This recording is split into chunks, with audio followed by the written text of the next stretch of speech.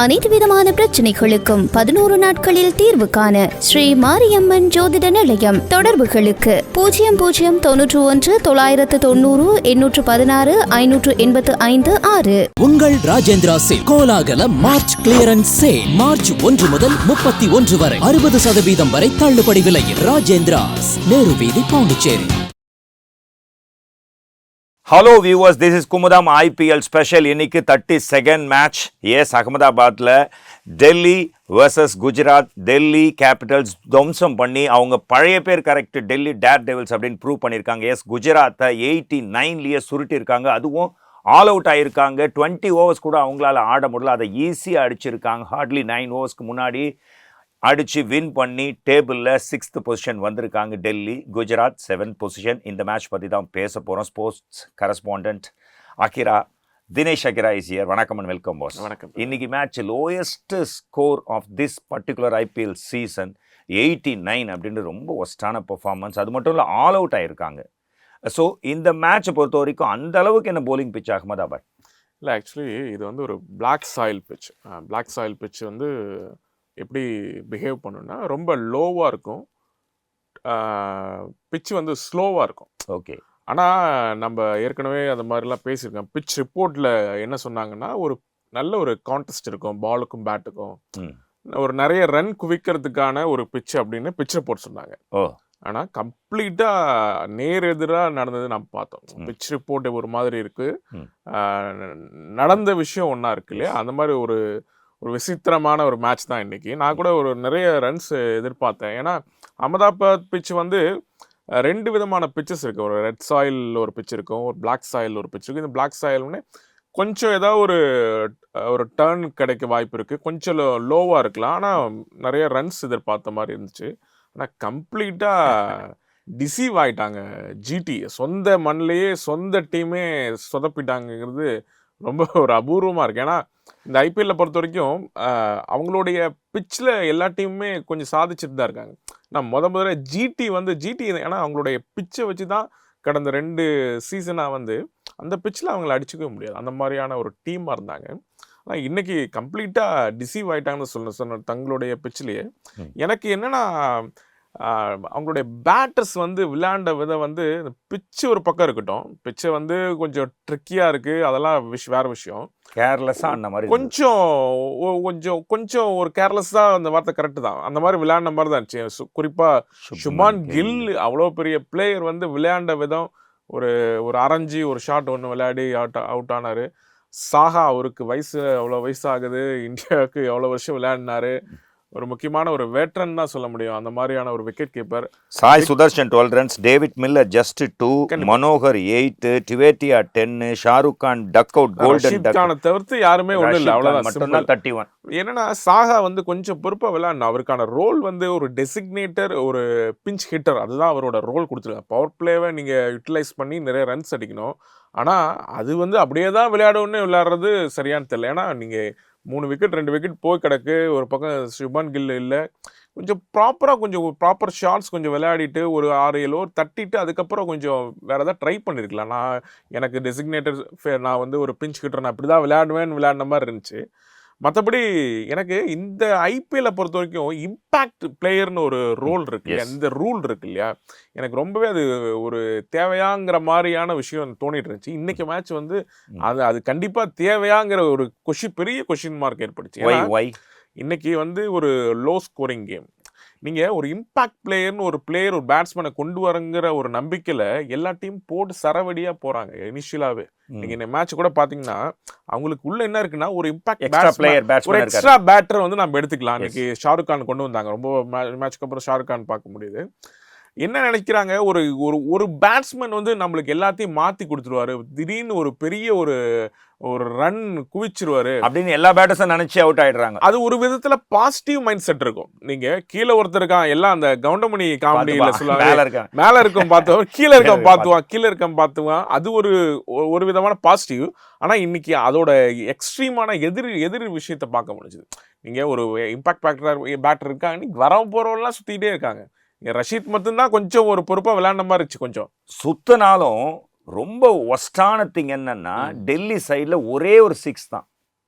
Okay, ஒரே ஒரு 6 தான் கன்சீட் பண்ணது ஒரே ஒரு 6 தான். ஒரே ஒரு 6 தான். இல்லை நீங்கள் சொன்ன மாதிரி டெல்லியோட பவுலிங் அது பிச்சு நான் அதையும் நம்ம ஒரு கன்சிடர் பண்ணிக்கிட்டாலுமே ப்ராப்பராக இருந்துச்சு. இஷாந்த் சர்மா ஒரு வேட்ரன் இந்தியன் ஃபாஸ்ட் பவுலர் நல்லா போட்டார். எனக்கு என்னன்னா அவரோட பவுலிங் ஆக்ஷன் ஏதாவது T20க்காக ஏதாவது கொஞ்சம் மாற்றின மாதிரி எனக்கு தோணுச்சு.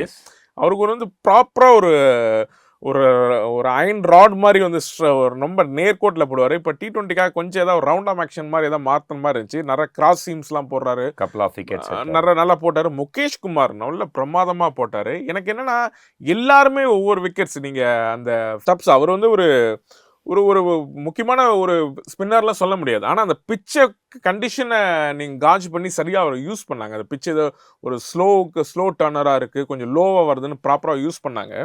எனக்கு என்னன்னா இந்த இந்த எல்லாரை விட நல்லா போட்டது குல்தீப் யாதவ் தான். நான் அந்த ஸ்பெல்ல பார்த்தேன், விக்கெட் எடுக்கலையே. அதுதான் சில நேரத்தில் நீங்கள் ரொம்ப நல்லா போட்டால் விக்கெட் எடுக்காமல் போகலாம். ஏன்னா ப்ராப்பராக போட்டார். நீங்கள் நல்ல ஒரு ட்ரிஃப்ட் இருந்துச்சு அவரோட பவுலிங்கில், நல்ல ஒரு டர்ன் ரொம்ப அதிகமாக இருந்துச்சு. என்னன்னா சில நேரத்தில் நீங்கள் ரொம்ப சூப்பராக போடும் போது நீங்கள் பேட்ஸ்மேனுக்கு ஒரு வாய்ப்பே இல்லையே. நீங்கள் இப்படி இவ்வளோ தூரத்துக்கு டேர்ன் ஆகும்போது அவனுக்கு எட்ஜ் எடுக்கவே வாய்ப்பு இல்லையே. அது மட்டும் ரொம்ப கேர்ஃபுல்லாக இந்த ஓவர் விட்டுடலாம். இப்போ பும்ரா கூட கப்பல் ஆஃப் மேட்சஸ் விக்கெட் அதிகமாக எடுக்கல. ஏன்னா சேஃபாக ஆட ஆரம்பிச்சிடறாங்க. வெரி குட் பெஸ்ட் போலர்ஸ் இருக்காங்களா, அந்த ஓவர்ஸ் பரவாயில்ல அப்படின்னு ஆட ஆரம்பிங்க. பட் மெயினாக டர்னிங், நீங்கள் இஷாந்த் சர்மா பற்றி பேசுறீங்க, நம்ம ஆல்ரெடி பேசணும். அவர் அழகாக ரிட்டையர்ட் ஆகிட்டு ஒரு டீமோட மென்டாராவோ இல்லை கோச்சோ போலிங் கோச்சோ ஆகலான்னு பேசும். பட் அவர் அதை கேட்டிருப்பார், இல்லை வீடியோ பார்த்துருப்பாருன்னு நினைக்கிறேன். அவரோட பர்ஃபார்மன்ஸ் சர்ப்ரைசிங்காக இருந்து. ரிஷப் பண்ட் ஒரு இன்ஜுரியிலேருந்து மீண்டு வந்து பேட்டிங் பண்ணார். பட் விக்கெட் கீப்பிங் கொஞ்சம் ஸ்லோவாக தான் இருந்தது. பட் இந்த மேட்ச் வேற லெவல், ஃபுல் 100% ஃபிட்டடா, 2 ஸ்டெம்பிங் 2 கேட்ச் பிடிச்சாரு. அவருக்கு லக்கு வேற ஃபேவர் பண்ணுச்சு. 16 ரன்ஸ் வேற அடிச்சாரு ஃபாஸ்ட் மேனரில். ஸோ அதனால ரன் ரேட்டும் அதிகமாச்சு. ரிஷப் பண்டோட ரீஎன்ட்ரி பற்றி. ரிஷப் பந்த் ஆரம்பத்தில் கொஞ்சம் அப்படியே ஸ்லோவாக ஸ்டார்ட் பண்ணார். அப்புறம் 2-3 நல்ல இன்னிங்ஸ்லாம் விளையாடினாரு. ஆனால் அவரோட கீப்பிங் வந்து ஒரு கேள்விக்குறியாக தான் இருந்துச்சு. எந்த அளவுக்கு எவ்வளோ நேரம் அவரால் கீப் பண்ண முடியும், எந்த அளவுக்கு அவர் எக்ஸ்டெண்ட் போக முடியும். ஒரு T20 வேர்ல்ட் கப் ஸ்டெமினா, அந்த கால் வந்து ரொம்ப அந்த முட்டி வந்து ரொம்ப தேவை. நீங்கள் ஒரு ஆக்சிடென்ட், ஒரு பெரிய ஒரு ஆக்சிடென்ட்க்கு அப்புறம் வந்திருக்காரு. T20 வேர்ல்ட் கப்பில் அவரோட ஸ்பாட் என்னவா இருக்கும்? ஏன்னா ஒரு பியோர் பேட்டராக அவர் எடுக்க முடியாது. அவரோட பெட்டர் பேட்ஸ்மேன்லாம் இருக்காங்க. ஒரு விக்கெட் கீப்பர்னா ஒரு வாய்ப்பு இருக்குது. ஒரு எக்ஸ்பேக்டர் கொண்டு வரக்கூடிய ஒரு ஃபினிஷராக ஒரு விக்கெட் கீப்பராக இருப்பாங்கிறது ஒரு நம்பிக்கையாக இருந்துச்சு. ஆனால் இன்றைக்கி சொன்ன மாதிரி விக்கெட் கீப்பிங்கில் தன்னுடைய முழு திறமை அவர் அதாவது ஆக்சிடென்ட்க்கு முன்னாடி ஒரு பந்த் இருந்தார் இல்லையா, அதை விட நல்லவா பண்ண மாதிரி எனக்கு தோணுச்சு. நீங்கள் அந்த கேட்சாக இருக்கட்டும், இல்லை நீங்கள் ஒரு இன்ஸ்டண்ட்டாக ஒரு ரியாக்ஷன் தான், அதெல்லாம் அந்த மாதிரி பிடிச்ச கேட்சாக இருக்கட்டும், தொடர்ந்து 2 ஸ்டம்பிங் பண்ணார். ரொம்ப அது ஷாருக் கானோட ஸ்டம்பிங்லாம் ஒரு தோனியோட ஞாபகம், அதில் கொஞ்சம் லக் இருந்துச்சு. அவர் கையில் பட்டுச்சு ஆட்டோமேட்டிக்காக. இருந்தாலுமே அந்த ஸ்பீடு வந்து எனக்கு ரொம்ப ஆச்சரியமாச்சு. ஏன்னா பந்த் அந்த மாதிரி ஒரு நல்ல ஒரு பெரிய விக்கெட் கீப்பர் இல்லை, நல்ல ஒரு டீசெண்டான விக்கெட் கீப்பர் கிடையாது. ஆனால் இன்னைக்கு அந்த விஷயத்தெல்லாம் கிளிம்சஸ் எல்லாம் பார்க்க முடிஞ்சது. அந்த ரேஸில் தன்னையும் தக்க வச்சுக்கிறதுக்கான ஒரு முயற்சி தான் அது. நல்லா பண்ணார். ஒரு செலக்டர்ஸ்க்கு ஒரு விஷயத்த சரி சொல்லியிருக்காரு. நான் வந்து விக்கெட் கீப்பராகவும் நான் ஒரு பெர்ஃபார்ம் பண்ணக்கூடியவன். ஏன்னா இப்போ சாம்சன் இவங்கெல்லாம் கொஞ்சம் ரேஸில் முன்னாடி இருக்காங்களே. ஒரு விக்கெட் கீப்பர் பேட்டர் டிகே நாம் பேசியிருக்கோம். டிகே வந்து ஒரு ஃபினிஷர் விக்கெட் கீப்பர் அந்த மாதிரியான ரோலில் இருக்காரு. ஸோ ஒரு செய்தி சொல்லியிருக்காரு செலக்டர்ஸ்க்கு, என்னையும் கொஞ்சம் பார்த்துக்கோங்க அப்படிங்கிற மாதிரி தான் நான் பார்க்குறேன். டெஃபினட்டாக இதில் பார்த்தீங்கன்னா டெல்லி கேபிட்டல்ஸ் வந்து 89ன்றது ஒரு ட்ரிக்கி டோட்டல் மாதிரி இருந்தது. என்ன பண்ணுவாங்க மோஸ்ட்லி 89னா 120 balls 89 T20 அகமதாபாத் பிச்சு ஸ்லோவாக ஆடுவோம் அப்படின்னு தான் ஆடுவாங்க. பட் அப்படி இல்லை, ஃப்ரேசர் வந்து 10 balls 20 runs 2 4 2 6 அடிச்சிட்டாரு. பட் அது மட்டும் அடிக்கலைன்னா இவங்களே எக்கச்சக்க விக்கெட் விழ டைமிங் ஆகிட்டே இருந்தது, விழுந்துட்டே இருந்தது. ஆஹா, இது ஏதோ வாய்ப்பு இருக்குது போல இருக்கோ 2 டீம் அப்படின்னு நினைக்கிற காலத்தை நல்ல வேலை ரிஷப் பண்ட் வந்து முடிச்சு கொடுத்துட்டாரு. ஸோ எடுத்த உடனே இந்த மாதிரி ஸ்லோ டோட்டல் 89 அப்படின்ற எடுத்த உடனே அடிச்சு தான் ஆடணுமா? இல்லை, அவங்க டெல்லி ஆனது கரெக்டா? இல்லை, டெல்லியோட பிளான் கரெக்ட் தான். ஏன்னா இந்த மாதிரியான குறைவான நீங்கள் ஸ்கோரை சீஸ் பண்ணும்போது தான் நிறைய பதற்றத்துக்குள்ளாவீங்க, நிறைய கொலாப்ஸ் ஆக வாய்ப்பு இருக்குது.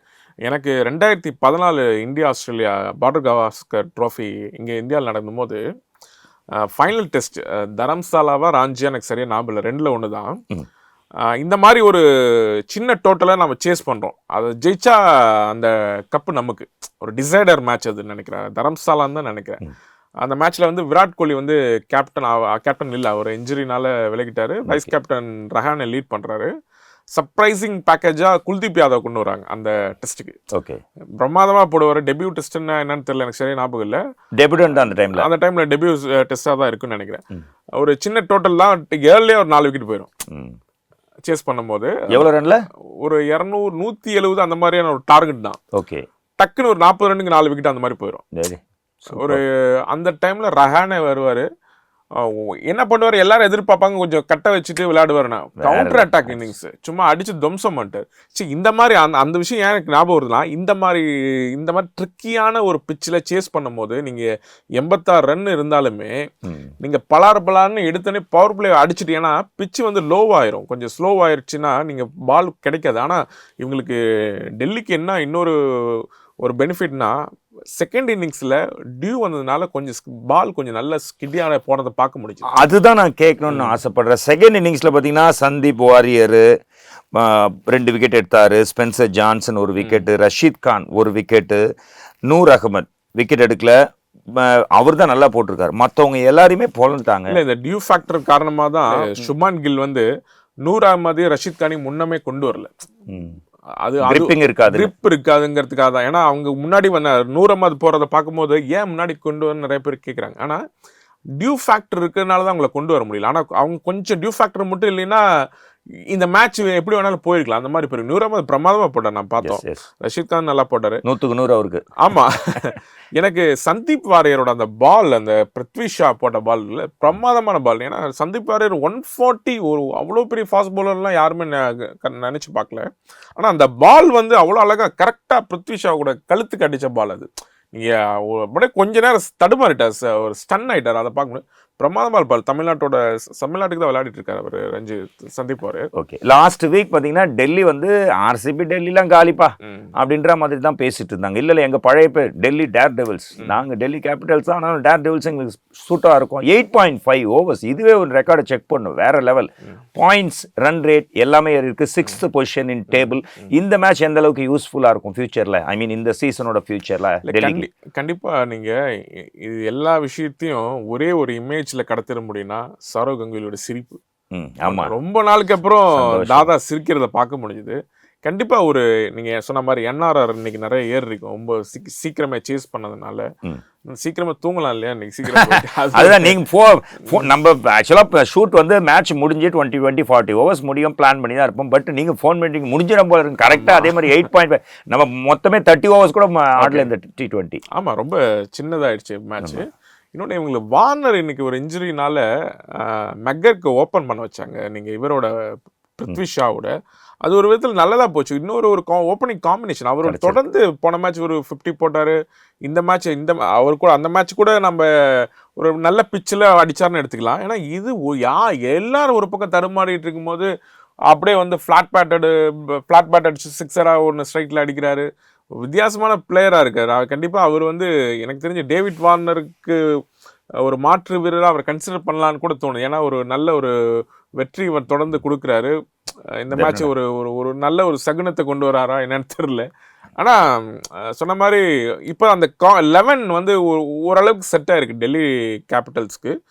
மற்றபடி ஜிடிக்கு ஒரு எதிர்பாராத தோல்வின்னு தான் நான் சொல்ல முடியும். ஏன்னா நீங்கள் ஹோம் பிச்சில் நீங்கள் தோக்கிறது எந்த விதத்துலையுமே எதிர்பார்க்கக்கூடிய ஒரு விஷயமா இருக்காது. ஏன்னா அவங்க டாக்டர் பண்ணி அந்த பிச்சை ரெடி பண்ணுறாங்க. எங்களுக்கு இந்த மாதிரி தான் வேணும் அந்த மாதிரி சொல்லி பண்ணும்போது அங்கேயே தோக்கும்போது ரொம்ப கஷ்டமான விஷயம் தான். ஆனால் குஜராத் வந்து அவ்வளோ குறைவாக இடம் போட்டுற முடியும். அடுத்தடுத்த மேட்சுகளில் அவங்க வர வாய்ப்பு இருக்குன்னு தான் நினைக்கிறேன். கில்லோட அவரோட ஃபேஸே தெரியுது, அவரோட பொசிஷன், அவரோட பர்ஃபார்மன்ஸும் சரியில்லை, கேப்டன்ஸும் சரியில்லை. வேற இந்த சைடு இந்த கேப்டன் வேற லெவல் டெல்லி கேப்டன். பட் இதில் key moment of the match அப்படின்னா எந்த மூமெண்ட்டை சொல்லுவீங்க? கீ மூமெண்ட் இந்த மேட்சே கீ மூமெண்ட் மாதிரி தான் இருக்கு. சொல்லப்போனால் அந்த பவர் பிளேல விக்கெட் விட்டது தான் ஒரு விஷயமா சொல்லுவேன். இன்னொன்று அந்த நான் ஏற்கனவே சொன்ன மாதிரி ஃபர்ஸ்ட் சொன்னீங்களா எல்லாருமே அடிச்சு ஒரு 2 விக்கெட் வந்து ஸ்லோவாகவே ஆடி இருக்கலாம். அதுவும் கீ மூமெண்ட் தான் நான் நினைக்கிறேன் பாயிண்ட் ஆஃப் வியூ. கண்டிப்பாக நீங்கள் பிச்சு ஒரு பக்கம் இருந்தாலும் நான் சொன்ன மாதிரி இவங்க கொஞ்சம் பொறுப்பு இல்லாமல் ஆனது ஒரு முக்கியமான விஷயம். நீங்கள் இம்பாக்ட் பிளேயர் கீழே ஒருத்தர் இருக்காருன்னு சொல்லிட்டாங்க. நான் ஒரு பர்டிகுலராக ஒரு விஷயம் சொல்லலாம், சாகாவோட விக்கெட் சொல்லுவேன். சாகா அவர் பண்ணது மிகப்பெரிய தப்பு. அந்த ஷாட் விளையாட்டுக்கு தேவையில்லை. ஸ்டார்டிங்லேயே 38 வயசு ஆயிடுச்சு, ரொம்ப 20 வருஷமா கிரிக்கெட் விளையாட்டுருக்காரு. ஸோ அந்த ஒரு ஷாட் வந்து விளையாட்டுக்கு தேவையில்லை. இன்னும் கொஞ்சம் பொறுமையாக விளையாட்டுருக்கலாம். மற்றதெல்லாம் நான் மில்லராக இருக்கட்டும், ஷாருக் கான் விக்கெட் ஆகட்டும், அது கூட ஒரு நல்ல பவுலிங்க்கு விக்கெட் கொடுத்தாங்க. நல்ல பாலுக்கு விக்கெட் கொடுத்தாங்க. நீங்க வந்து விக்கெட்டை சும்மா தூக்கி கொடுக்கூடாது. ஸோ அந்த இடத்துல கொஞ்சம் தப்பு பண்ண மாதிரி எனக்கு தெரிஞ்சுது. மற்றபடி நீங்கள் எல்லா மேட்சே ஒரு சின்னதாக ஒரு பேக்கேஜ் ஆயிடுச்சு. டோட்டலே கீ தான் அப்படின்றீங்க. ஆமாம். பிடிஐயோட கன்ஃபார்ம்டு நியூஸ், அதாவது T20 வேர்ல்டு கப்க்கான ஸ்குவாட், இந்தியாவோட ஸ்குவாட் இதுவாக தான் இருக்கலாம் ப்ராபபிள்ஸ் அப்படின்னு சொல்லியிருக்காங்க. அதில் யாராக இருக்காங்கன்னா ரோஹித், கோலி, ஜெய்ஷ்வால், கில், ஸ்கை, ரிங்கு, ஹர்திக், பண்ட், ராகுல், சாம்சன், ஜடேஜா, தூபே, அக்சர் பட்டேல், குல்தீப், சஹல், பிஷ்னாய், பும்ரா, சிராஜ், அஷ்தீப், ஆவேஷ். ஆல்ரெடி நீங்கள் ப்ரெடிக்ட் பண்ணது கிட்டத்தட்ட ஒரு 80 to 90% மேட்ச் ஆகுது. உங்களோட ஒப்பீனியன் என்ன? எனக்கு இனிஷியலாக என்ன தாட் தோணுதுன்னா, அவங்க ரோஹித்தையும் விராட் கோலியும் ஓப்பனராக இருக்க ஒரு முடிவு பண்ணுற மாதிரி ஒரு தோணுது. ஏன்னா நீங்கள் அமெரிக்கா கரீபியனில் வந்து ஒரு ஸ்லோவான ஒரு பிச்சாக தான் இருக்கும். நீங்கள் எல்லா மேட்சும் 250, 220, 200லாம் அடிக்க முடியாது. ஒரு 145 to 170 அந்த மாதிரியான ஒரு பிச்சஸாக இருக்க வாய்ப்பு இருக்குது. Solid openers. ஆமாம், சாலிடாக. அப்போ வந்து ஒரு நல்ல ஒரு டெக்னிக்குள்ள ஒரு ஓப்பனராக இருக்கணும். நீங்கள் விராட் கோலியாக இருக்கட்டும், ரோஹித் சர்மா இருக்கட்டும், அதை வந்து கண்டிப்பாக ரோஹித் சர்மா வந்து ஆங்கர்னு சொல்ல மாட்டேன். அவர் வந்து கேம் வேர்ல்ட் கப்லேருந்து வேறு மாதிரி மாற்றிட்டார். ரொம்ப ஒரு அக்ரெசிவான ஒரு ஓப்பனராக இருப்பார். ஸோ கோலி வந்து ஒரு 15 ஓவர் வரைக்கும் நின்று விளையாடக்கூடிய ஒரு ஆங்கர் ரோல் ப்ளே பண்ணலாம். அதே போல் எனக்கு இந்த இம்பேக்ட் பிளேயர் ரூல் பார்த்து தான் எனக்கு பயமாக இருக்குது. ஏன்னா நீங்கள் சிவம் துபே வந்து ஒரு 6 ஹிட்டிங் மெஷின் மாதிரி இருக்கார். நீங்கள் அவர் தான் அந்த இதில் சிஎஸ்கேவோட அந்த சோஷியல் மீடியாவில் பார்த்த மாதிரி டெப்யூட்டி கமிஷனர் ஆஃப் சிக்ஸஸ் அந்த மாதிரி ஒரு ரோல் ப்ளே பண்ணிட்டுருக்காரு. ஒரு ஸ்பின் ஹிட்டராக இருக்கார் இல்லையா, ஒரு டெசிக்னேட்டட் ஸ்பின் ஹிட்டராக. ஆனால் நீங்கள் இம்பேக்ட் பிளேயருங்கிற ரூல் வந்து T20 வேர்ல்ட் கப்பில் இல்லை, ஐபிஎல்கான ரூல் இது. ஸோ அந்த நேரத்தில் ஒரு ஆல்ரவுண்டர் தான் வேணும்னு முடிவு பண்ணாங்கன்னா இவரோட பவுலிங் நம்ப முடியாது. இது வந்து ஒரு பழைய நியூசிலாந்து டிப்ளி டாப்லி பவுலர் மாதிரி தூக்கி அழகாக லட்டு மாதிரி போட்டு கொடுத்துருவாரு. ஸோ அதனால இவங்க மேனேஜ்மெண்ட் ஒரு செலக்டர்ஸ் என்ன மாதிரி யோசிக்கலாம்னா, ஃபார்மில் இருக்காரா இல்லையா, பாண்டியாவை தூக்கிட்டு வந்துருமே அப்படின்னு கொண்டு வந்தாங்கன்னா தூபே வெளியே தான் போகணும். ஸோ அது வந்து எனக்கு எப்படி போகுதுன்னு தெரியல. ஏன்னா பாண்டியா ஒரு பேக்கேஜாக அவங்க பார்ப்பாங்க. அவரோட ஒரு பவுலராக கொடுக்குறாரு, நீங்கள் ஒரு பெஸ்ட் ஃபீல்டராக, ஒரு நல்ல ஒரு ரிலேபிள் ஃபீல்டர். பாண்டியா அந்த லிஸ்ட்லேயே இல்லை, 20லேயே இல்லைல்ல. பாண்டியா இருக்காரு. பாண்டியா இருக்காரு. அதுதான் எனக்கு கொஞ்சம் ஒரு கஷ்டமா இருக்கு. தூபே வரணும்னு நான் ஆசைப்படுறேன். மற்றபடி இன்னொன்று இப்போ ரீசெண்டாக இன்னொரு நியூஸ் வந்துச்சு. ரோஹித் சர்மாவும் அஜித் அகர்கரும் பேசும்போது பாண்டியா வந்து நல்ல இன்னும் கொஞ்சம் ஒரு கம்ப்ளீட் பண்ணணும், 4 ஓவர் கம்ப்ளீட் பண்ணாதான் நாங்கள் கன்சிடர் பண்ணுங்கிற மாதிரி சொன்னான்னு ஒரு நியூஸ். ஆமா 3 பேரும் டிஸ்கஸ் பண்ணாங்களா? நீங்க சொன்ன 2 பேர் இருந்தாங்க. அதுல வந்து பாண்டியா வந்து கேப்டனா இருந்தாலும் அவர் ஆல்ரவுண்டருக்காக தான் எடுக்கிறோம். ஸோ பேட்டிங் கொஞ்சம் இந்த சீசன் சரியில்லை. போலிங் 4 ஓவர் போட்டால் தானே தெரியும், அப்போ தானே செலக்ட். ஆமாம், அதில் கொஞ்சம் ப்ராப்ளம் இருக்குது. இன்னொன்று, நான் அன்றைக்கி தோனி அந்த அடித்ததுக்கப்புறம் யாராக இருந்தாலும் நில குளிஞ்சு போயிடுவாங்க. 3 சிக்ஸஸ் அடிக்கும் போது தோனி மாதிரி ஒரு பிளேயரு கண்டிப்பாக பாண்டியாவுக்கு வந்து ஒரு பேக்கேஜாக ஒரு எட்ஜ் இருக்குன்னு நினைக்கிறேன். ஓகே, இப்போ இதில் நம்ம யங்ஸ்டர்ஸ் பற்றிலாம் பேசிகிட்டு இருந்தோம். நீங்கள் வந்து 1-2 பேர் அர்த்திக்கோட இது பார்த்தீங்க. பட் இந்த 14 தானே எவ்வளோ ஸ்குவாட்னா T20 வேர்ல்டு கப் இந்தியன்னா எத்தனை பேர் போவாங்க? 14 தானே செலக்ட் பண்ணுவாங்க, இல்லை 20-ஆ? இல்லை 15, ப்ராபபிள் 15 அந்த மாதிரி இருக்கலாம். ஓகே, இது கம்ப்ளீட்டாக இதுதான் இருக்குன்னு நான் சொல்ல முடியாது. இது வந்து ஒரு தகவல், இந்த மாதிரி இருக்கலான்னு பிடிஐல வந்த ஒரு தகவல் தான். எனக்கு என்னன்னா, சாம்சனை வந்து ஒரு விக்கெட் கீப்பர் பேட்டராக எடுக்க வாய்ப்பு இருக்குன்னு நினைக்கிறேன். ஏன்னா இந்த ரேஸில் வந்து எல்லாத்த விட முன்னாடி இருக்குது சாம்சன். ஸோ அவருக்கு ஒரு வாய்ப்பு இருக்குன்னு நினைக்கிறேன். மற்றபடி மற்றது எல்லாமே எதிர்பார்த்த பிளேயர் தான். நீங்கள் அஸ்தீப் சிங் வந்து ஒரு T20 வேர்ல்ட் கப் ஜெயிக்கணும்னா ஒரு லெஃப்ட் ஆர்ம் சீமர் வேணும். கண்டிப்பாக அந்த ஒரு விஷயத்தை அவர் கொடுப்பாரு. ரொம்ப அதிர்ச்சியாகக்கூடிய பேர்லாம் எதுவுமே இல்லாத மாதிரி இருக்கு எனக்கு, அவ்வளோதான். மெயினான லாஸ்ட் கொஸ்டின், ரியான் பராக் அவரெல்லாம் செலக்ட் பண்ணலன்னா அநியாயம் இல்லையா ஜி? இல்லை, ரியான் பராக் வந்து அந்த ஒரு போட்டியில் இருக்காரு. அதான் அதுவும் பார்த்தேன் அந்த நியூஸையும். Selectors have their eyes on Riyan Parag. கண்டிப்பாக ஒரு ஃபார்ம் ஆஃப் அந்த அவரோட லைஃபோட முக்கியமான ஒரு ஃபார்மில் இருக்கார் பராக். நேற்று மேட்ச்சு அவங்க சரியாக விளையாடினா கூட அவரோட இன்னிங்ஸ் நல்லா இருந்ததை பார்க்க முடியுது. கண்டிப்பாக அந்த ஸ்கீமில் இருப்பார். மேபி அதுக்கு உள்ளே வராரா இல்லையான்னு நான் சொல்ல முடியாது. இப்போதைக்கு நம்ம அவ்வளோ எதிர்பார்க்க முடியாது. இதே ஆஸ்திரேலியா மாதிரியான நாடாக இருந்தால் அந்தந்த காலகட்டத்தோட ஃபார்மை வச்சு ஒரு பிளேயரை பிக் பண்ணுவாங்க. இந்தியா அப்படி கிடையாது. ஒரு கடந்த ஒரு வருஷமாக அப்படி விளையாடி இருக்காங்க. இந்த மாதிரி தான் பார்ப்பாங்க. பராக் கொண்டு வரலாம், நல்ல விஷயம் தான். ஆனால் 15 பேர்த்துல எத்தனை பேர்த்து எல்லாருக்கும் கொண்டு வர முடியும் அப்படிங்கிற ஒரு விஷயம் இருக்கு. டெஃபினட்டாக பார்க்கலாம். கொஞ்ச காலம் ஆடினா தான் தெரியும். ஒரே ஒரு சீசன், அதுவும் ஒரு 6 or 7 மேட்சஸ்ல அடிக்கிறது வச்சு வேர்ல்டு கப்புக்கு செலக்ட் பண்றது கரெக்ட் இல்ல. பராக் ஒரு வருஷமா நல்லா விளையாடிட்டு இருக்காரு, டொமஸ்டிக்லயும் சேர்த்து. வரலாம்.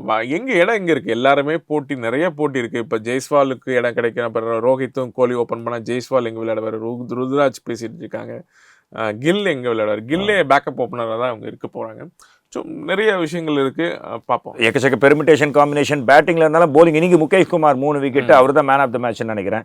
ஸோ இன்னைக்கு குஜராத்துக்கு மரண அடி கொடுத்து பயமுறுத்தி இருக்காங்க டெல்லி. டெஃபினட்டாக டெல்லியோட இந்த பர்டிகுலர் மேட்ச் அவங்களோட டேபிள் முன்னாடி, அந்த டேபிளில் முன்னாடி வரதுக்கு யூஸ்ஃபுல்லாக இருக்கும். Thanks for joining. Thank you viewers. மீண்டும் இதே மாதிரி இன்ட்ரெஸ்டிங் ஸ்போர்ட்ஸ் வீடியோவில் உங்களை மீட் பண்ணுறேன். Until then it's bye from Mohanraj and Kumudam team. Thank you.